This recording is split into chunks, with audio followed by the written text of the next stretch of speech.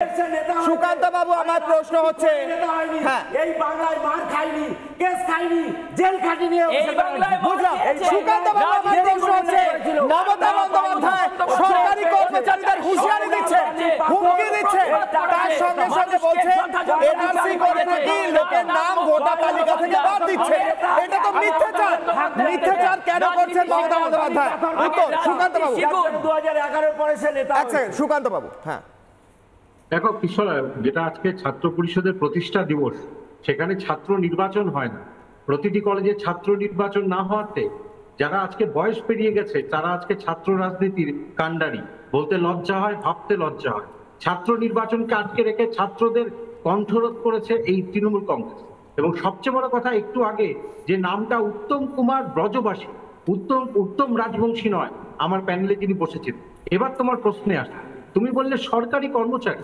আমাদের তৃণমূল কংগ্রেসের মানে যদি বলা হয় এক বিডিও রয়েছে যিনি বিটিএস এ সাদা খাতা দিয়ে, সে কিন্তু তার প্রথম নাম উঠেছিল মেরিট লিস্টে, সে ধমকি দিচ্ছে লক্ষ্মীর ভান্ডার পাবে না যদি স্থানীয়দের।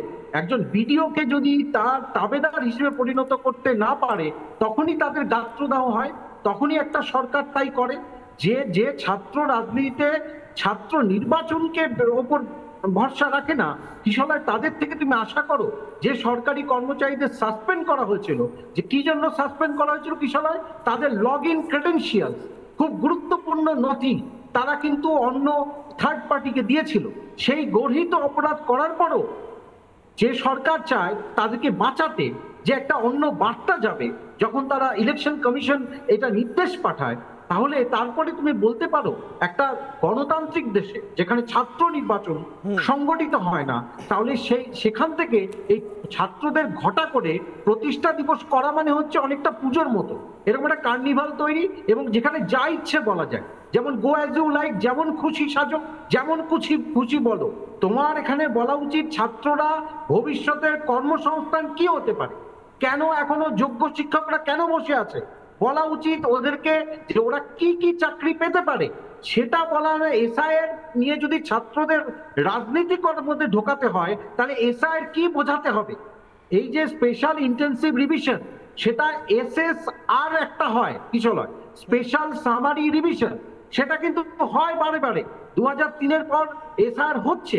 এসআইআর একটা বিধিবদ্ধ পদ্ধতি, তাহলে আগে এসআইআর নিয়ে তৃণমূল কংগ্রেসকে বোঝাতে হবে তাদের ছাত্রদের যে এসআইআর কি, তারপর তারা বলতে পারে এসআইআর করতে দেবে না, সেটা তো পরের কথা।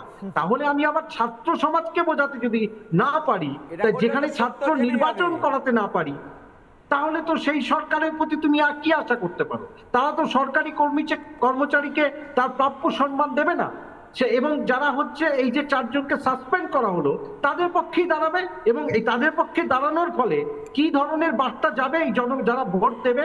আসলে কি হয়েছে কিশোর, পলিটিক্যাল অ্যাপাথি বলে একটা কথা আছে, রাজনৈতিক অনীহা।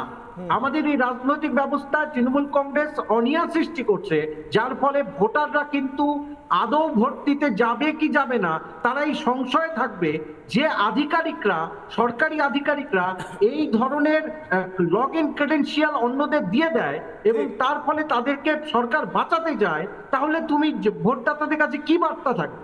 মানে একটু আগে অরিত্র বলছিল, আমার কাছে একই কথা, ভোটদাতাদের তো ভোট কেন্দ্রে নিয়ে যাওয়ার দায়িত্ব প্রত্যেকটি রাজনৈতিক দলে। সেখানে দাঁড়িয়ে আমার মনে হয় এই যে প্রতিষ্ঠা দিবস যেটা পালন হলো, এটাতে কিন্তু আর কিছু না হোক, এদেরকে শেখানো হলে এসআইআর করতে দেব না। কেন করতে দেব না তার কারণ বলা হলো না। এবং আরেকটি ঘটনা, আজকে আমি একটা পয়েন্ট অ্যাড করবো কিশোর, শান্তা